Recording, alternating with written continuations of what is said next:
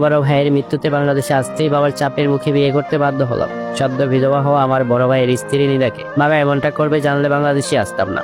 নিজেকে গুছিয়ে নিতে চেয়েছিলাম, কিন্তু তার আগে এত বড় একটা জ্বর বয়ে যাবে জীবনের উপর দিয়ে ভাবতেই পারিনি। 8 মাস আগেই ভাইয়া নীরাকে বিয়ে করে, আর 2 মাস পরে আমি বিদেশে চলে যাই। নীরাকে কখনোই আমি এমন ভাবে দেখিনি। সবসময় বড় ভাইয়ের স্ত্রীর চোখেই দেখেছি, যদিও বয়সে সে আমার অনেক ছোট, কিন্তু কখনোই ভাবতে পারিনি আমার জীবন সঙ্গী তাকে করব। কিন্তু বাবার সম্মানের দিকে চেয়ে সব মেনে নিতে বাধ্য হলাম।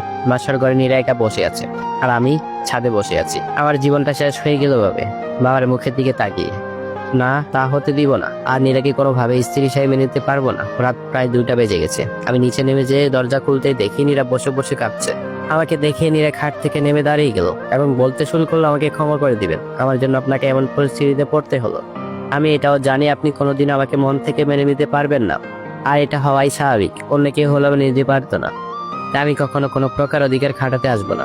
আপনি আপনার মতো চলতে পারেন, যেমন খুশি ঠিক তেমন করে। বলে নীরা খাটের উপর উঠে যে এক কর্নারে শুয়ে কান্না করতে থাকলো। আমি আর কিছু বললাম না। প্রচন্ড রাগ নিয়ে বাড়িতে চলে যে একের পর এক সিগারেট টানছি। দেখতে দেখতে যে কখন রাত শেষ হয়ে ভোর হয়ে এলো বুঝতেই পারিনি। নীরা বিছানা থেকে উঠে ফ্রেশ হতে চলে গেল। আমি যে বিছানায় শুয়ে পড়ি, চোখে ঘুম ঘুম লেগে আসতেই আমি দেখি নীরা উজু করে এসে নামাজ পড়তে বসেছে। আমি আমার মতো দেখতে দেখতে ঘুমিয়ে গেলাম। 11টার দিকে মায়েরটাকে ঘুম থেকে উঠে ফ্রেশ হয়ে নাস্তার টেবিলে যেয়ে দেখি নীরা নাস্তা রেডি করেছে। প্রচন্ড রাগ নিয়ে কোনো রকম নাস্তা করে বাসা থেকে বের হলাম। মনের ভিতর আগুন জ্বলছে, কোনোভাবেই ঘরে মন টিকানো সম্ভব না। মনে মনে ভাবছি যে বন্ধুদের সাথে আড্ডা দিয়ে সময় পার করে দিব, যে কয়দিন বাংলাদেশে আছি। রাত করে বাড়ি ফিরবো যখন নীরা ঘুমিয়ে পড়বে। তোর মুখটা আমার দেখতে ইচ্ছে করে না, কেন জানি। ভাবতে ভাবতে বন্ধুদের মাঝে চলে গেলাম। যেতেই বন্ধুরা বিভিন্ন রকম মন্তব্য শুরু করলো।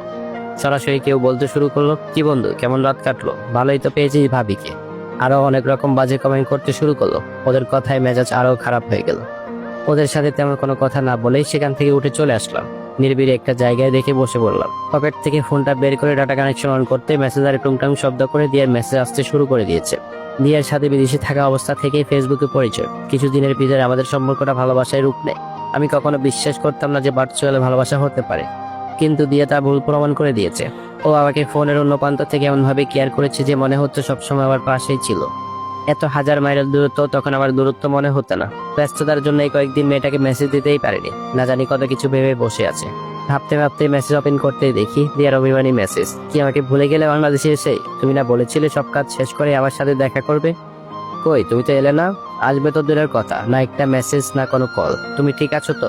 আমি আর দেরি না করে দ্রুত মেসেজ ব্যাক করলাম। হ্যাঁ আমি ঠিক আছি, একটু ব্যস্ত ছিলাম বুঝতেই তো তুমি। চলো আজ একসাথে লাঞ্চ করব।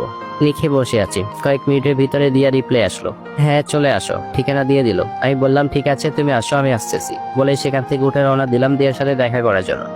মনে মনে ভাবছি দিয়াকে কি নীরার কথা বলবো, না ওকে কিছুই বলা যাবে না, কিছুদিনের ব্যাপারই তো। এসে যে নীরাকে ডিভোর্স দিয়ে দিব, অযথা ওকে বলার কি দরকার। অল্প সময়ের ভিতরে দিয়ার পাঠানোর ঠিকানায় চলে আসলাম। ঠিক সময়ের মতো দিয়েও চলে আসলো। এসে আমাকে জড়িয়ে ধরলো। দিয়ে আধুনিক মরার মেয়ে, জিন্স টপ পরে এসেছে। ছবিতে ওকে যতটা সুন্দর লাগে তার চেয়ে অনেক বেশি সুন্দর আর স্মার্ট মেয়ে দিয়া, যে কোনো ছেলে পছন্দ করতে বাধ্য হবে।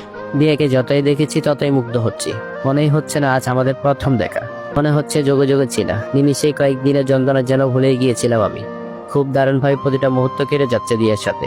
দুপুরের লাঞ্চ, রাতে মুভি দেখা, ডিনার করা, কেমন করে যেন সময়গুলো কেটে গেল। রাত 11:30টার দিকে দিয়াকে বিদায় দিয়ে বাড়ির উদ্দেশ্যে রওনা হলাম।